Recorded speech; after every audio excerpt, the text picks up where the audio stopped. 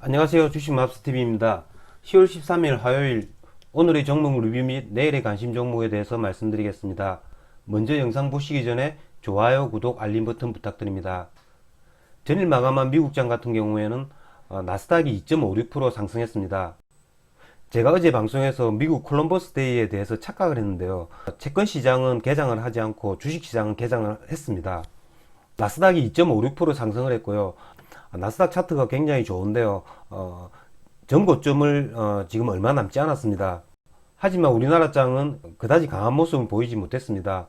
코스피가 마이너스 0.02% 하락 마감했고요. 코스닥도 0.18% 하락 마감했습니다. 오늘 코로나 확진자 수는 102명으로 전일보다 조금 증가했고요. 코로나 라이브 현재 14명 감소. 그러니까 내일은 두 자릿수로 줄어들 것 같습니다. 그러면 오늘의 종목 리뷰부터 말씀드리겠습니다.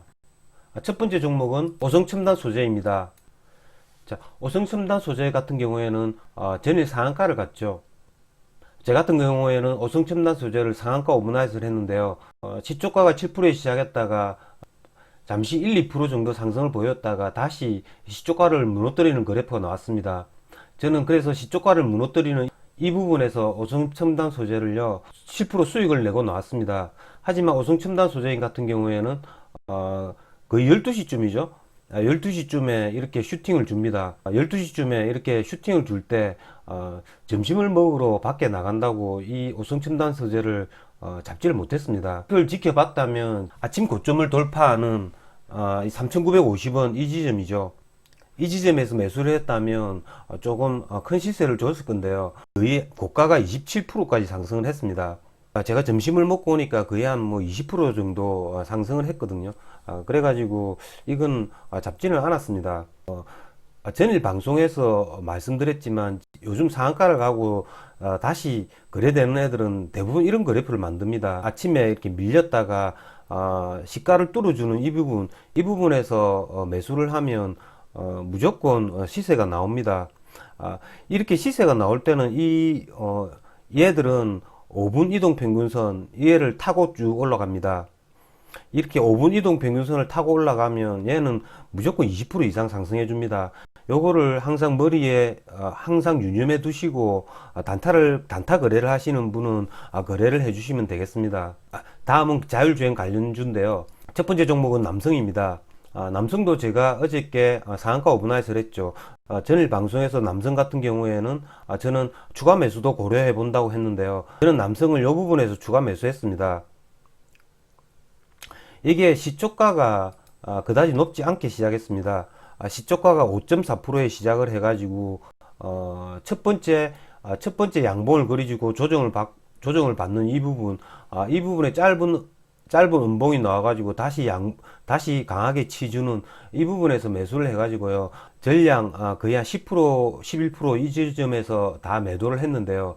고가가 20%까지 상승을 했습니다. 남성이 갈 때 오늘 모바일 어플라이언스도 같이 움직였습니다. 모바일 어플라이언스 같은 경우에는 전일 시간 외 가격이 3.5% 상승을 했습니다. 그래서 오늘 시초가가 굉장히 높았죠. 8.8%의 상승을 해가지고 고가가 18%, 종가가 4%로 마감했습니다. 단기 과열 완화 장치 예고가 뜨지 않은 남성 모바일 어플라이언스, 텔레칩스 이런 애들이 순환매를 하면서 시세를 줬다가 다시 깔아앉고 이런 걸 반복을 합니다. 다음은 현대공업인데요. 어저께 방송에서 장막판에 10% 그리고 시간 외에 7%가 올랐다고 제가 이렇게 장막판에 급하게 땡긴 애들은 아침에 시초가 돌파 매매를 할 때 조심을 해야 된다고 제가 말씀을 드렸습니다. 현대공업 같은 경우는 저는 거래를 하지 않았고요. 얘 보면 시가가 한 8%에 시작해 가지고요. 계속 음봉을 그리는 이런 그래프가 나옵니다. 이런 거는 거래를 안 하는 게 맞죠.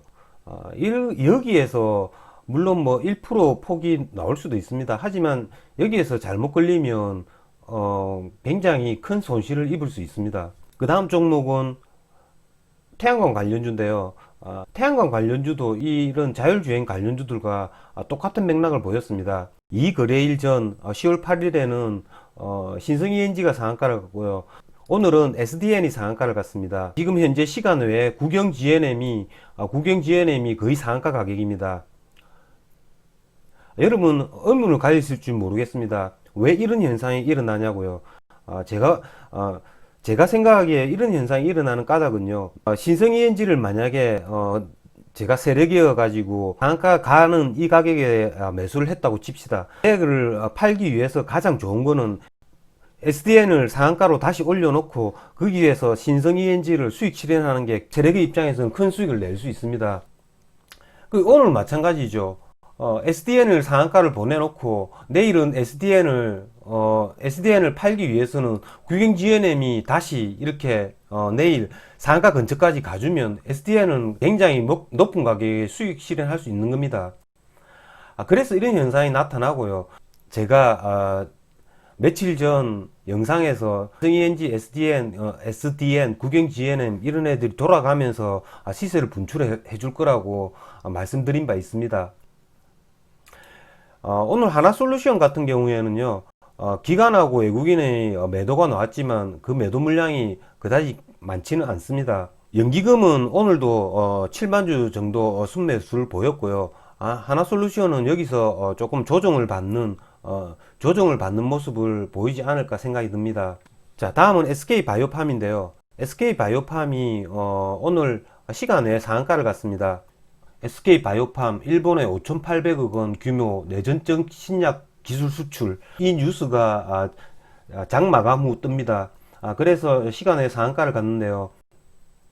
SK바이오팜은 제가 여기서 조정을 받아주면 14만 4천원, 5천원 이 부분에서 물량을 좀 매집을 하려고 했는데요. 좀 아깝습니다. 제가 매수해 놓은 물량이 100주밖에 되지 않거든요. 그래서 조금 아쉽습니다.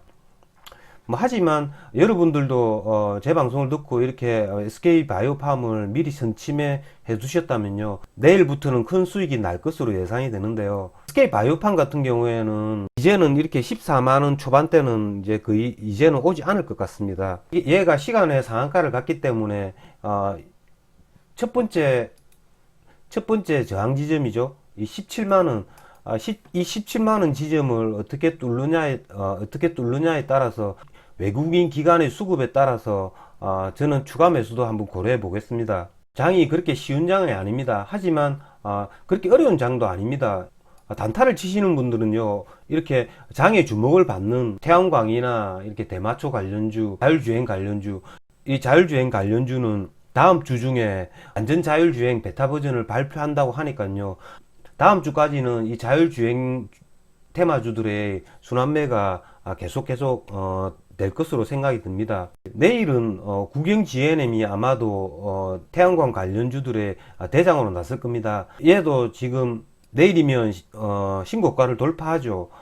이 국영 GNM을 매수를 하실 때 이것을 시초가에 매수를 하시는 게 아니라 시초가에서 3분봉을 확인하고 그 다음에 시초가에서 무너지는지 아니면 시초가를 다시 회복해 주는지, 시초가에서 계속 올리는지 이 부분을 확인을 하고 들어가도 늦지는 않다고 저는 생각이 듭니다.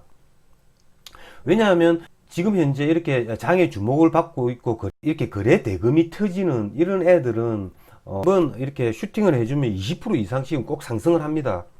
그렇기 때문에 국영 GNM이 만약에 내일 9%나 10%에 시작을 한다고 하더라도 그걸 한번 확인하고 거래를 해도 충분히 5% 크게나 10%까지 수익을 낼 수 있습니다. 그런 거를 유념해 두시고 서두르지 않게 거래를 해주시면 충분한 수익이 날 것으로 생각이 듭니다. 이상으로 주식마법사TV를 마치겠습니다. 제 영상이 도움이 되셨다면 좋아요, 구독, 알림 버튼 부탁드립니다. 끝까지 시청하신 분들에게는 보유 종목이 급등할 수 있게끔 마법을 걸어드리겠습니다. 윙가르디움 레비오사. 감사합니다.